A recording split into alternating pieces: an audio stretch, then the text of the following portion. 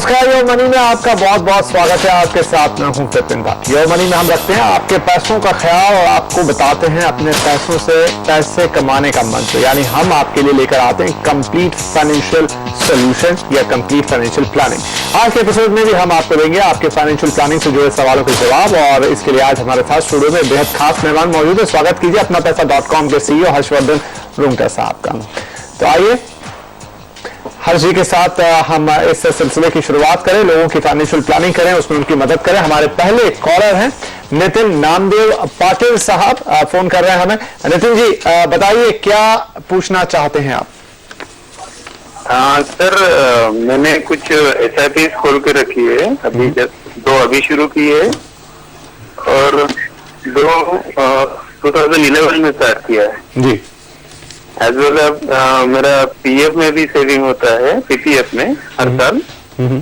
और मेरा गोल है बच्चों की पढ़ाई एज वेल एज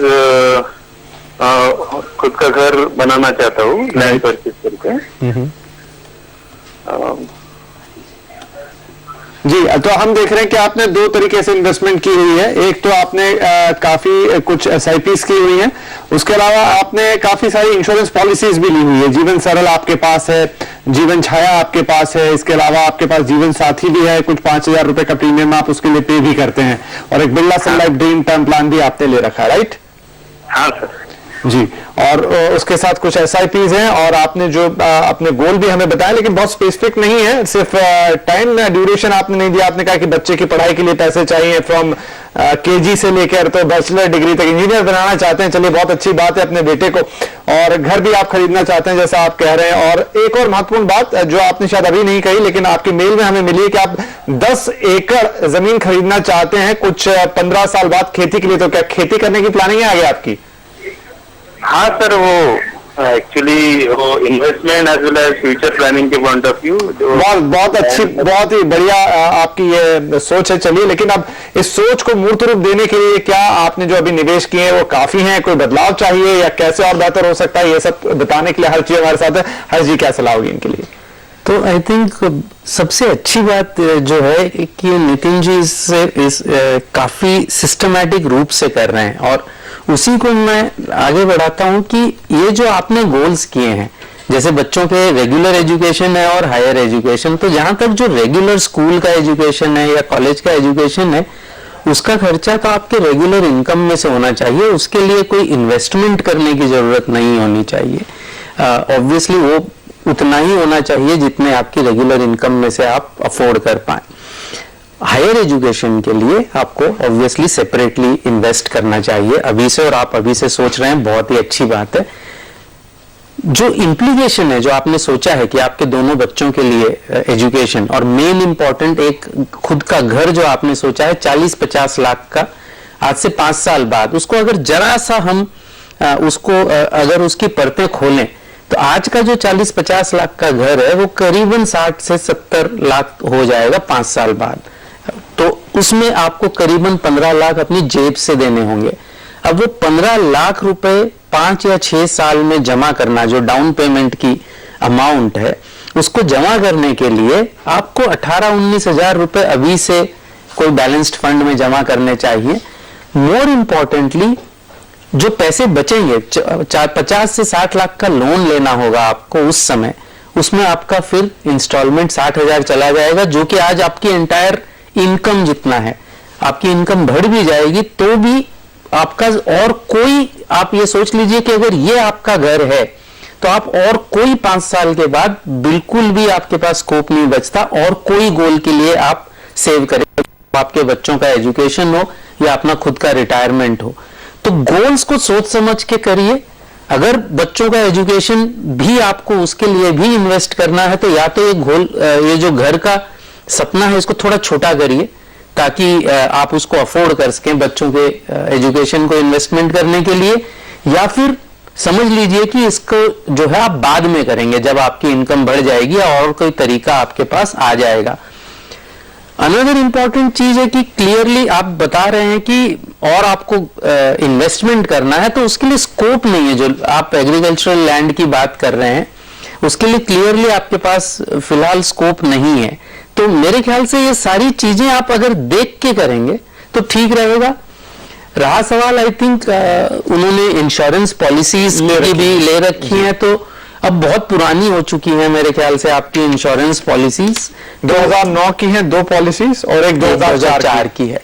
तो जब ली थी तब वो अच्छा, हम हमेशा से कहते आए हैं कि इंश्योरेंस और इन्वेस्टमेंट को मिक्स नहीं करना चाहिए, बट चूंकि अब पुरानी हो गई है तो इनको कंटिन्यू कर सकते हैं, क्योंकि सरेंडर करने में ज्यादा नुकसान शायद होगा। पूरे डिटेल्स नहीं है बट शायद नुकसान ज्यादा होगा, तो इनको कंटिन्यू कर सकते हैं। दूसरी इंश्योरेंस पॉलिसीज इनको लेनी चाहिए, टर्म पॉलिसीज है, हेल्थ पॉलिसीज है। इंश्योरेंस इन्वेस्टमेंट से भी ज्यादा जरूरी है, पहले बचाव और फिर इन्वेस्टमेंट। तो क्लियरली प्योर इंश्योरेंस पॉलिसीज लीजिए, टर्म इंश्योरेंस है, हेल्थ इंश्योरेंस है, ये आपके लिए बहुत जरूरी है। फिर आप इन्वेस्टमेंट करिए। अगर घर का सपना आपका सबसे इंपॉर्टेंट है तो आपका सारा पैसा उसी में लग जाएगा, और आपको बच्चों के जो एजुकेशन के लिए जो करना है वो उसको थोड़ा वक्त लगेगा, वो आपको इंक्रीज्ड इनकम में से करना होगा। चलिए, तो पाटिल साहब बहुत विस्तार से हर्ष जी ने आपको आपकी फाइनेंशियल प्लानिंग के बारे में बता दिया, कितना स्ट्रेच आप कर सकते हैं, किस तरीके से आगे बढ़ेंगे। जहां तक बच्चे की पढ़ाई है, आप कोई जमीन लेना चाहते हैं, अपना घर बनाना चाहते हैं, तो थोड़ा रियलिस्टिक करते हुए उसे आप अगर हर्ष जी की सलाह पे आगे बढ़ेंगे तो उम्मीद करते हैं कि आप यहाँ पर बहुत बेहतरीन तरीके से अपने लक्ष्यों को पूरा कर पाएंगे। अब एक ईमेल हमारे पास है, उसे ले लेते हैं। विपुल कुमार सिंह साहब की है और उन्होंने भेजी हमें, और वो प्रोफेशन से इंजीनियर है और पूछना चाहते हैं कुछ चीजें। तो उनकी प्रोफाइल आपके सामने भी है, 35 साल की करीब उनकी उम्र है। आप उनके निवेश देख लेते हैं। उन्होंने ICIC true life pension plan ले रखा है, बिरला सन लाइफ का एंडाउमेंट प्लान है, एलआईसी समृद्धि प्लस पॉलिसी भी है उनके पास। इसके अलावा पीपीएफ में भी करीब 10,000 रुपए सालाना निवेश करते हैं। इसके अलावा एक देनदारी भी है उनके ऊपर, एक एचडीएफसी का होम लोन है जिसका ईएमआई आता है 10,686 रुपए। 5 साल का ये है, 60 महीने का लोन इनके पास ये दे रखा है। अब ये कि करना क्या चाहते हैं विपुल, हासिल क्या करना चाहते हैं, तो वो भी देख लेते हैं कि उनके लक्ष्य यहाँ पर क्या है, क्या लक्ष्य लेकर वो चल रहे हैं। तो एक नजर अगर उनके लक्ष्य पर हम डाल लें तो यहाँ पर उनका कहना है कि वो उनके माता पिता भी हैं जो उन पर निर्भर करते हैं, तो उन सबको ध्यान में रखते हुए आगे चल के उन्हें कुछ पैसे बचाने हैं। कुछ लक्ष्य बहुत स्पेसिफिक नहीं लिखा है, लेकिन कुछ बचत करना चाहते हैं वो अपने परिवार के लिए। हर चीज से पूछेंगे कि जो फिलहाल उनके निवेश हैं, और आगे चलते हुए वो अपने एक 4 साल का बेटा भी है और माता पिता भी क्योंकि उन पर निर्भर करते हैं, तो उनके लिए इंश्योरेंस पॉलिसी और उसके अलावा एक टोटल कॉर्पस अपने लिए बनाना चाहते हैं, तो क्या सलाह होगी? तो मेरे ख्याल से अगर उनके एग्जिस्टिंग इन्वेस्टमेंट को देखें तो तीनों यूलिप पॉलिसीज हैं। एक टर्म पॉलिसी यूलिप, वो एक छोटा सा यूलिप कम टर्म पॉलिसी है, but essentially 3 main ULIP policies है। एक में जो आईसीआईसीआई में 6 प्रीमियम्स दे चुके हैं, बाकी दोनों में 4 दे चुके हैं। समृद्धि प्लस जो एलआईसी का है वो हाईएस्ट एनएवी गारंटीड है। अज्यूमिंग, क्योंकि डिटेल्स नहीं है, अज्यूमिंग इन्होंने इक्विटी फंड्स में किया, और ज्यादातर जब लोग यूलिप में इन्वेस्ट करते हैं तो इक्विटी वाले फंड्स में ही इन्वेस्ट करते हैं। तो अगर इनका रिटर्न्स हम देखें 1 साल का, 3 साल का, 5 साल का आईसीआईसीआई लाइफ स्टेज पेंशन का, तो रिटर्न्स निफ्टी के मुकाबले रीजनेबल हैं। लाइफ स्टेज पेंशन के तो अच्छे हैं, दूसरों के थोड़े से कम है, लेकिन उस जोन में है।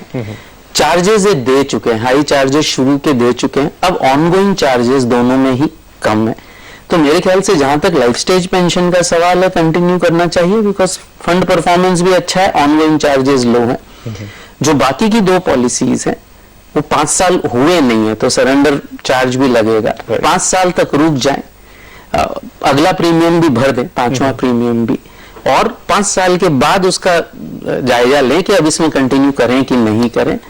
अगर इनको फंड परफॉर्मेंस से सेटिस्फैक्शन नहीं है, क्योंकि निफ्टी से थोड़ा सा कम है, अगर नहीं है और रिस्क अगर नहीं लेनी है, तो अपना फंड ये डेट फंड में शिफ्ट कर सकते हैं। 1-1.5 साल जो बचा है उसके लिए डेट फंड में शिफ्ट कर सकते हैं, और 5 साल के बाद डिसीजन ले सकते हैं।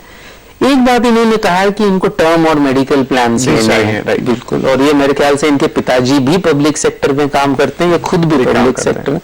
एक चीज इनको देख लेनी चाहिए, कई पब्लिक सेक्टर में आजकल वो ग्रुप प्लान्स भी देते हैं और इंडिविजुअल प्लान्स भी प्रमोट करते हैं, जहां पर आपको खुद का भी कवर मिल सकता है और रिटायरमेंट के बाद भी वो चालू रहेगा, आपको वो प्रोविजन रहता है। Okay. तो ऐसा उनकी कंपनी में है क्या, उनके पिताजी की कंपनी में है क्या?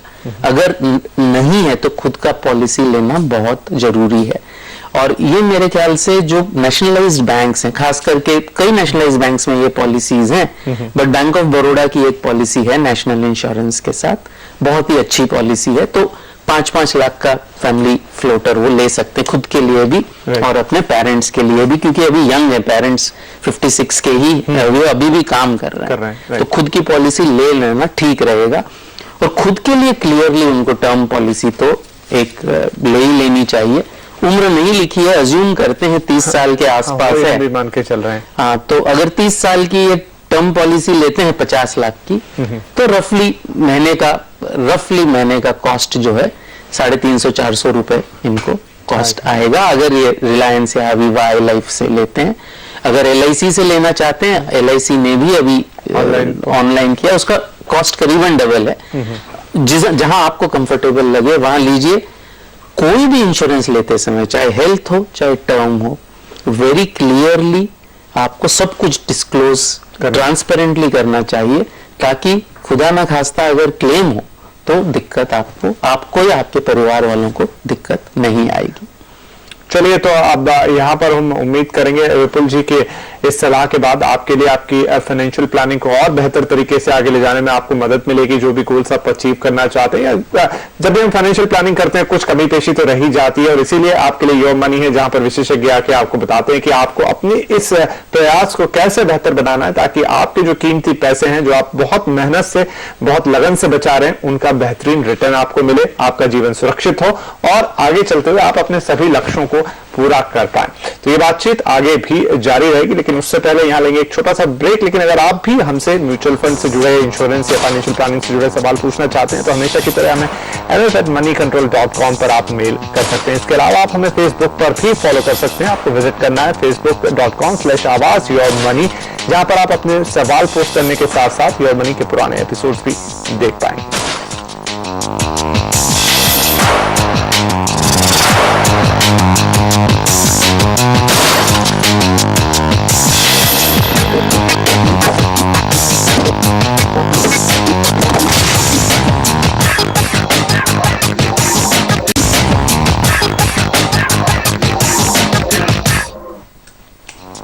Welcome back. आप देख रहे हैं योर मनी, जहां पर हम आपको दे रहे हैं आपकी फाइनेंशियल प्लानिंग में सहायता, मदद कर रहे हैं, ताकि आप अपने पैसों का बेहतरीन रिटर्न कमाएं। हमारे साथ बने हुए हैं अपना पैसा.com के CEO हर्षवर्धन साहब। तो आइए सवाल जवाब के सिलसिले को आगे बढ़ाएं। और अब हमारे पास जमशेदपुर झारखंड से कॉलर हैं, बीना सिंह जी ने फोन किया है और वो अपने बेटे का फाइनेंशियल प्लानिंग करवाना चाहती। बहुत ही अच्छी बात है बीना जी, बहुत स्वागत है आपका यहाँ पर, और पूछिए आप क्या पूछना चाहेंगी।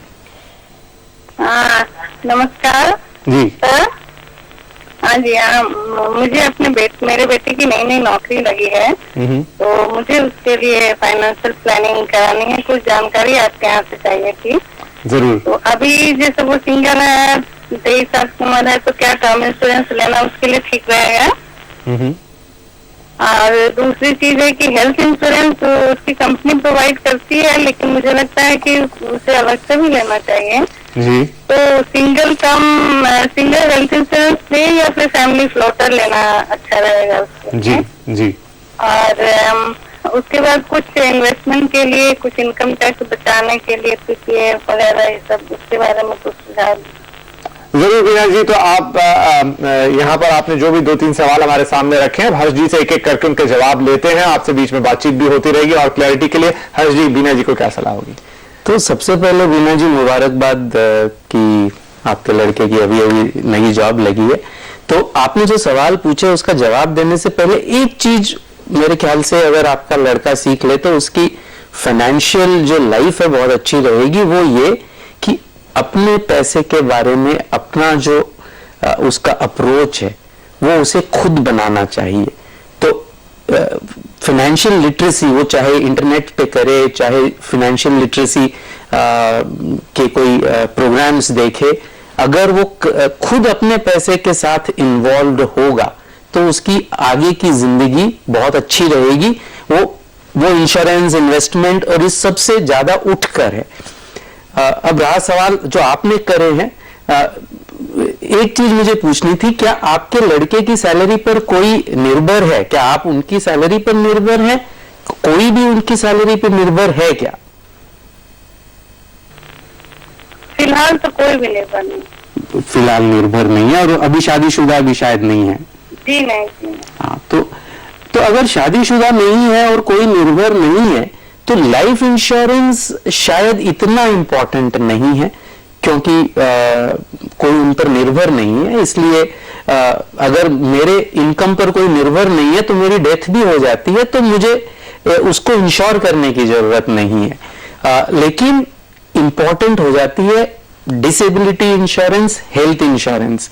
डिसेबिलिटी और हेल्थ दोनों अलग हैं। हेल्थ इंश्योरेंस इसलिए कि अगर बीमार पड़े तो हॉस्पिटल का खर्चा हो। डिसेबिलिटी इसके लिए कि अगर कोई कारण से, बीमारी की वजह से कोई मेजर डिसेबिलिटी हो जाए या एक्सीडेंट की वजह से कोई मेजर डिसेबिलिटी हो जाए तो एक बड़ी रकम मिले जिससे फ्यूचर में इनकम का साधन हो सके। तो एक आपने बहुत अच्छा कहा कि ऑलरेडी अगर उसके एम्प्लॉयर ने इंश्योरेंस ले रखी है तो क्या उनको लेना चाहिए? मेरे ख्याल से अपनी हेल्थ इंश्योरेंस हमेशा एक अलग बनानी चाहिए, क्योंकि एम्प्लॉयर चेंज हो सकते हैं, एम्प्लॉयर की हेल्थ पॉलिसीज चेंज हो सकती हैं। तो आप अपना पॉलिसी खुद भी बनाइए और कोई भी पॉलिसीज आप देख सकते हैं। आप जमशेदपुर में है, उनका सैलरी अकाउंट जिस बैंक में है, अगर कोई नेशनलाइज्ड बैंक में है तो वहां की हेल्थ इंश्योरेंस पॉलिसीज देख लीजिए। आप अपोलो की भी हेल्थ इंश्योरेंस पॉलिसीज देख सकते हैं। कई हेल्थ इंश्योरेंस पॉलिसीज अवेलेबल हैं। जहां तक टर्म पॉलिसीज का सवाल है, लाइफ का, जैसे मैंने कहा अभी इतना जरूरी नहीं है, लेकिन अगर लेना चाहे तो कम उम्र में कम प्रीमियम पर जो है पॉलिसीज मिल जाती हैं। वो करीबन अब उनको 500 से 600 रुपए में 1 करोड़ की पॉलिसी मिल जाएगी, चूंकि इतने यंग है ये 35 साल के टर्म के लिए। तो मेरे ख्याल से इनको ले लेनी चाहिए। कोई भी ले सकते हैं जो आपको अच्छी लगे। रिलायंस और मैक्स लाइफ है। LIC की कॉस्ट आपको करीबन डबल है। अगेन अगर आपका उस ब्रांड में आपको लेना है तो आप बिल्कुल वो भी ले सकते हैं। ऑनलाइन लीजिए, प्योर इंश्योरेंस लीजिए। आई थिंक ये इंपॉर्टेंट है, और सब कुछ कंप्लीटली डिस्क्लोज करिए। इंश्योरेंस पूरी होने के बाद आई थिंक आता है इन्वेस्टमेंट, और इसमें आप एक बैलेंस बनाना बहुत जरूरी है। आपने शायद इस ईमेल में पूछा था कि कहां करना चाहिए, PPF अच्छा है कि रिकरिंग डिपॉजिट अच्छा है कि सिप अच्छा है। तो सिप तो एक तरीका होता है। सिप नॉर्मली म्यूचुअल फंड के संदर्भ में कहते हैं, और नॉर्मली इक्विटी म्यूचुअल फंड के संदर्भ में सिप का इस्तेमाल होता है। तो PPF भी अच्छा है, रिकरिंग डिपॉजिट भी अच्छा है, और SIP in equity mutual fund भी अच्छा है। सबसे ज्यादा अच्छा ये कि आप एक अनुपात डिसाइड करें, अपने गोल्स डिसाइड करें और उसके बेसिस पे अनुपात डिसाइड करें। स्कीम्स उसके अंदर में इतनी इंपॉर्टेंट नहीं है जितना कि ये अनुपात डिसाइड करना है और अपना गोल्स डिसाइड करना है। यंग है अभी आपका लड़का, रिस्क ले सकता है, कोई उस पर निर्भर नहीं है, तो काफी हद तक वो, अगर कोई इमीडिएट गोल्स नहीं है तो काफी हद तक इक्विटी की रिस्क वो ले सकता है। इनफैक्ट 80 से 90% तक इक्विटी ले सकता है अगर गोल्स इमीडिएट नहीं है तो। और रिटायरमेंट का प्लानिंग जिस दिन से आपने काम करना शुरू कर दिया उसी दिन से रिटायरमेंट की प्लानिंग करेंगे तो बहुत ही सुखरूप रिटायरमेंट होगा। यही एक पुरानी जनरेशन में लोगों को नहीं मिला। ये जनरेशन को बेनिफिट है कि एजुकेशन इतना है, फाइनेंशियल लिटरेसी इतनी है, तो इनका फायदा, और आप काफी एक्टिव और एक्टिव इन्वेस्टर लगती हैं, तो इसका फायदा आपके लड़के को होना चाहिए। पहले दिन से ही प्लानिंग करेंगे तो अच्छा रहेगा। और इसके अलावा बीना जी ने कुछ छोटे छोटे गोल्स भी, शॉर्ट टर्म गोल्स भी हमको दिए हैं, जैसे कि बेटे की शादी के लिए कुछ 5 या 6 साल बाद वे कॉर्पस लेना चाहती हैं, और उसके अलावा एक बेटे के लिए कार की भी वो उन्होंने प्लानिंग की है, तो उनके लिए क्या सलाह होगी आगे? हाँ, आपने शायद ये कहा था कि लड़के की शादी होगी तो करीबन 5 लाख रुपए आज का कॉस्ट है, और अगर 6 साल बाद होगा तो रफली, अगर हम इन्फ्लेशन लें तो रफली 10 हो जाएगा। आज अगर 5 है तो 6 साल बाद शायद 10 लाख हो जाएगा इन्फ्लेशन से। और चूंकि 6 साल बाद का पीरियड है तो कंप्लीट आप जो मैंने 90% इक्विटी कहा था वो एडवाइसेबल नहीं है, आपको थोड़ा इक्विटी का अनुपात कम करना होगा। तो एक बैलेंस्ड फंड एडवाइसेबल है जिसमें 70-75% इक्विटी होता है, 25 से 30% डेट होता है, और वो करीबन अगर आप 15,500 रुपए पर महीना अगर वो एक बैलेंस्ड फंड में लगाए तो मेरे ख्याल से वो 10 लाख की फिगर आ सकती है। मेरे ख्याल से बीना जी ने ये भी पूछा था कि उसके बच्चे की हायर एजुकेशन के लिए तो बहुत ही आगे की प्लानिंग और बहुत अच्छी बात है ये।